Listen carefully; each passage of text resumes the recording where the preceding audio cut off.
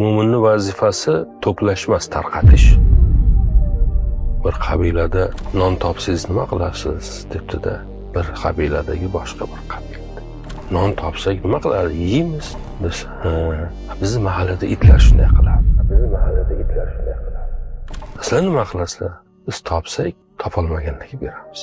Deganlik. Bir narsaga erishish va undan faqat o'zi uchun foydalanish bu itning odati. İnsanlarning odati topganlari bilan bo'lishadi. Qancha ko'p bo'lishsa, shuncha ko'p topadilar va bu borgan sari kengayib boraveradi. Alloh azza va jalla bir kun uni muhtasham mukofotini beradi. Mo'minning vazifasi to'plashmas, tarqatish, yig'ishmas, bo'lishish. Topsak yeymiz degani bizni mahallada itlar topsalar yeydilar. İnsanlar topsa bo'lishadi. Buni quruq gap deb o'ylayotganlar bo'lsa, u zotan u har narsani yo'qotibdi. Bunga ishonadiganlarga salom bo'lsin.